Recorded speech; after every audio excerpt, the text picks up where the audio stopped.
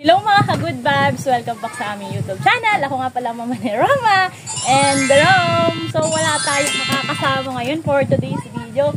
So mga ka-good vibes, napag-isip-isip ko, ang dami sa aming saging. Tingnan nyo, kita nyo ba to? Ito yung saging na saba.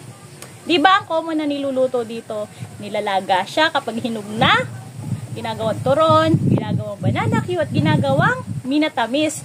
So para maiba naman mga ka-good vibes, gagawin natin tong banana fries para maiba naman.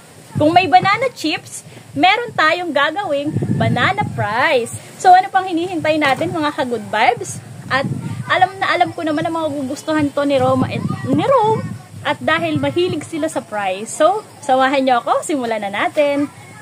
So syempre, babaltan muna natin. Ano? Yan. Marami kasi sa aming saging. Kita nyo ba? Ang ganda ng background natin. Nasa labas tayo ng bahay. So, dahil pabatda ang saging, kailangan natin ng plastic glove. Yan. Mapatda kasi ang saging kapag hilaw pa siya. Pero kapag hinog na, hindi. Yan. Gagamit tayo ng plastic glove. Siyempre, ang gagawin natin, magbabalat muna tayo. Yan. Ang uubusin lang natin, ito lang. Ganito lang karami. Ay! Yan, babalto na natin. Tanggalin lang natin yan. Ay, Ate Mars. Hello. Hindi na ako pasting. Ayan, binabaltang ko na siya mga ka-good vibes. Ay, nagbablog pala sila. Okay lang yun. Pampasiglambi lang yun.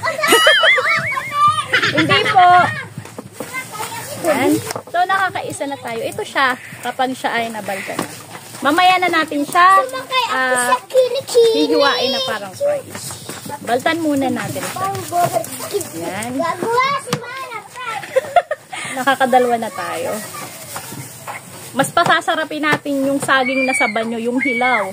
Gagawin nating banana fries. Ano? Medyo mahangin dito sa labas.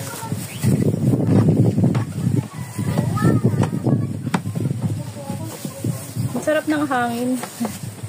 Lamig dito sa labas. Ayan. Para maiba naman, hindi lang puro banana cue, puro turon, minatamis. Ibang version naman ang gagawin natin. Ano?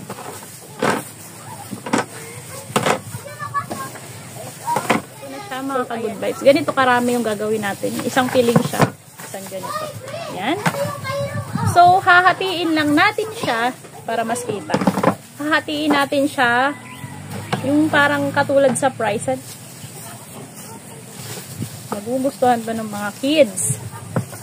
Pwede rin natin siyang lagyan ng flavor. Pwedeng plain, pwedeng lagyan natin siya ng flavor. Halimbawa, cheese. Yan. Yes, fries. So, ayan. Ito na lahat. Ayan siya mga ka-good vibes. Ito na lahat yung ating nagayat. So, gagawin natin ay lulutuin na natin siya. Tara! Tayo magluluto sa kahoy ngayon for today's video. So, naglagay na ako dito ng kawali. Then, maglalagay tayo ng mantika. Ayan. Hintayin lang natin siyang uminit. Then, after nun, lagay na natin yung ating saging. Tingnan nga natin kung okay na. Ayan, okay na siya. Talsik-talsik na yung mantika. So, ilalagay na natin itong saging. Ipiprito na natin siya.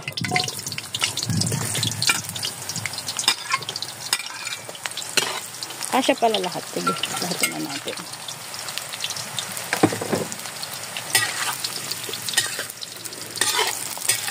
Diba napakadali lang niyang gawin. At hindi nyo na kailangan pang gumamit ng maraming sangkap. Gagamit lang tayo nito pagkatapos natin prituhin ng asin or kung meron kayong cheese powder pang flavor. Pwedeng plain or may flavor na cheese. So, diba napakadali lang, meron na tayong fries. Banana fries. So, balik-balik ta rin lang natin. Dito nga nga pala ako nagluto sa kahoy. Kasi marami dito sa aming kahoy. Ayan siya. Okay na siya mga ka-good vibes. Golden brown na. Pwede na natin siyang hanguin. Ayan. Naririnig nyo ba? Ang lutong. Ayan, okay na siya. Lagyan na natin siya dito. Ayan. Patutuluin muna natin yung mantika.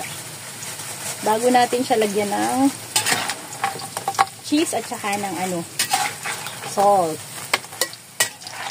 Dalawang flavor ang gagawin natin. Isang plain at isang with cheese. Tiyak talaga ako magugustuhan ko ni Roma and Rome. Patitikman ko mamaya ito sa kanila. Yan. So, gawan kayo. Huwag na kayong papahuli. Napakadali lang gawin.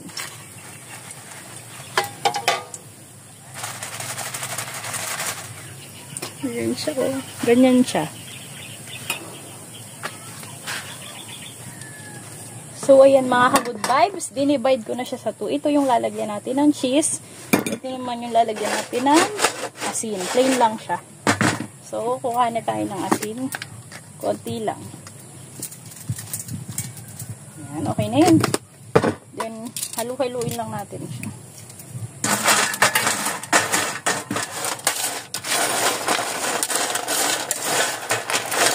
Good vibes. Ito yung plain natin. Ganyan lang siya karami. Ilagay na natin siya dito sa lagayan yan. Dito sa paper cup. Para magmukha talaga siyang fries.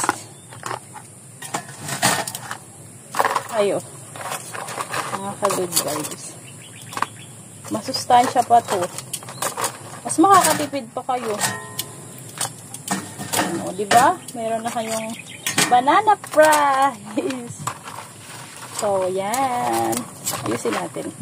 Malinis naman tong kamay ko. Wow! May banana fries na tayo.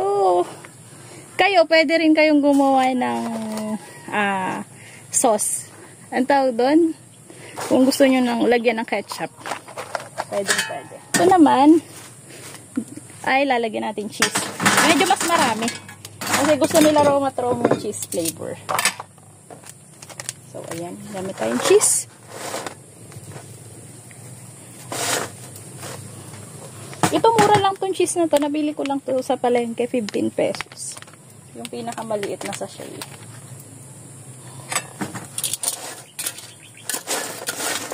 Ayan, shake lang. Sa mga ka-good vibes. Okay na yan. So, ilagay natin siya dito sa cup. Pagdalwahin natin. Hati sila niya ron.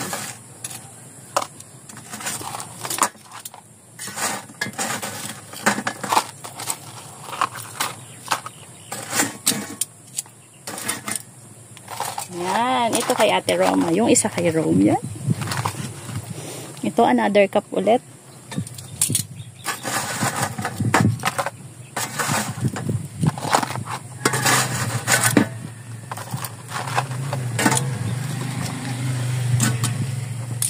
Ayun mga ka-good vibes. Ito yung nagawa nating plain.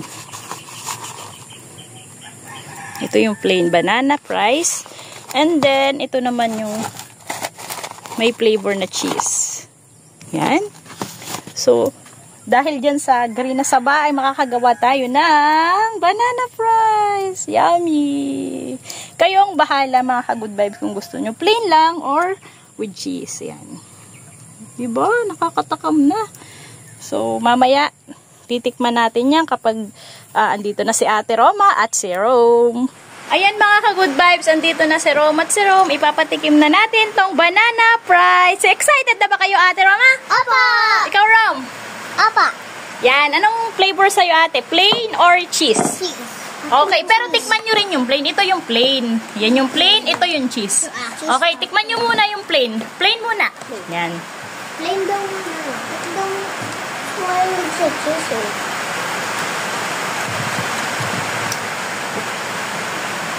Ano? Anong lasa, Rome? Harap. Sarap? Ikaw, ate, ano mas gusto mo? Yung plain or yung cheese? Tikman mo rin yung may cheese.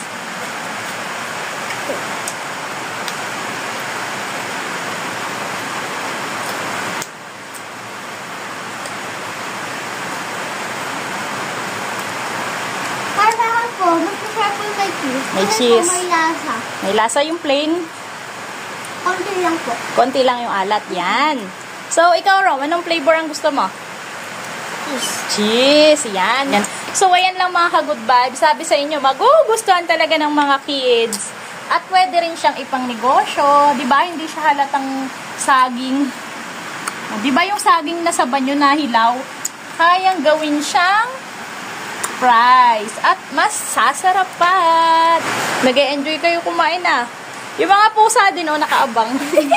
Malakas ng ulan sa labas.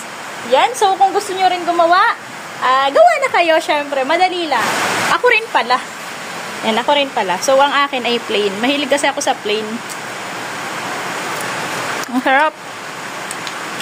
Malutong pa rin siya. Tikman niyo po yung cheese. Kahit kanina ko pa siya niluto. Ang lutong. Malutong sa atin.